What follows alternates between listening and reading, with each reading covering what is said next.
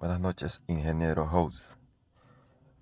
Bueno, el tema que escogí yo fue el método de perforador, primera circulación. Esta técnica permite circular y sacar los fluidos de la formación del pozo, independientemente si se controla el pozo o no. Generalmente esta técnica se utiliza para quitar la sugerencia y descomprimir.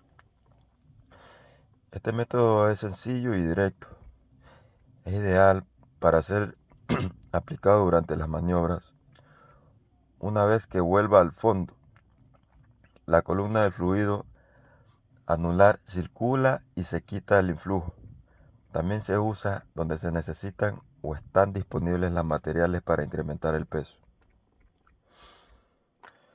Bueno, de esta manera voy a hablar por las fases más críticas de este método. Bueno, cuando se arranca la bomba, cuando está funcionando la bomba, cuando ya está arrancada, a la velocidad de la tasa de control de pozo y se haya ajustado la presión de la tubería y revestimiento con el estrangulador al valor correcto. La misma presión de cuando el pozo estaba cerrado y en los valores programados para hoyos submarinos y estrechos. El punto del control se cambia al medidor de presión en la tubería de perforación. En este método de presión de la tubería de perforación se llama la presión de circulación o en otros métodos se llama presión de circulación inicial. Es la combinación de la presión de cierre en la tubería de perforación y la presión de la bomba a esta velocidad reducida. La presión de circulación se mantiene constante por medio del estrangulador y la velocidad de la bomba se mantiene constante a la velocidad de la tasa de control de pozo hasta que la sugerencia haya circulado y salido del hoyo. Si amago es gas, quizás sea necesario hacer algunos ajustes a la presión para mantener la presión de circulación apropiada. Por lo general, a medida que la sugerencia se expande, desplaza el fluido y resulta en una pérdida de presión hidrostática, lo cual es compensada por el incremento en la presión de la tubería de revestimiento. Si el amago es de pura agua salada o de petróleo, es necesario hacer algunos ajustes en la presión. Bueno, la cantidad de presión que se requiere debe ser agregada o restada del valor de la tubería de revestimiento, o sea, contrapresión. Se debe tomar en cuenta el tiempo del retraso para que este cambio en la presión se refleje en el medidor de la tubería de perforación. Una regla general para este tiempo de retraso es la espera aproximadamente 2 segundos por cada 1000 pies de profundidad del pozo.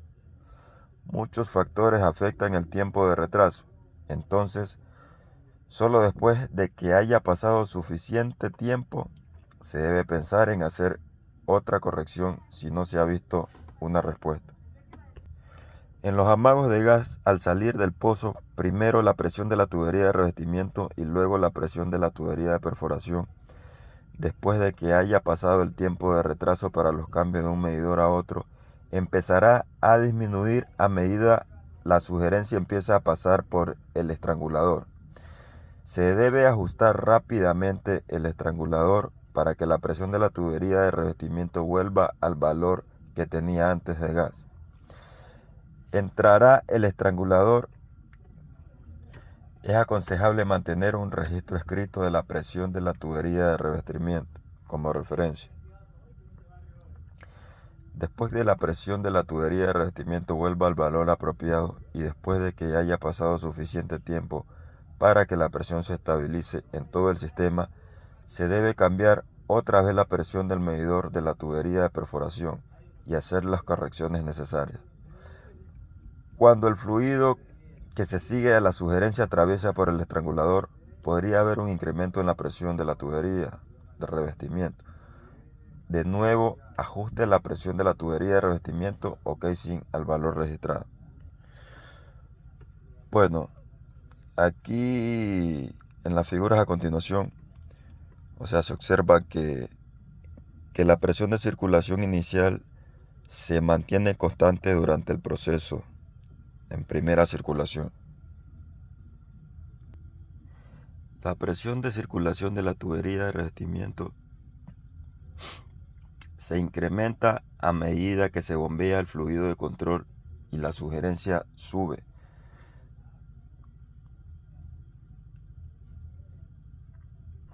Bueno, la presión de fondo empieza también a incrementarse a medida que el bombeo del fluido del control.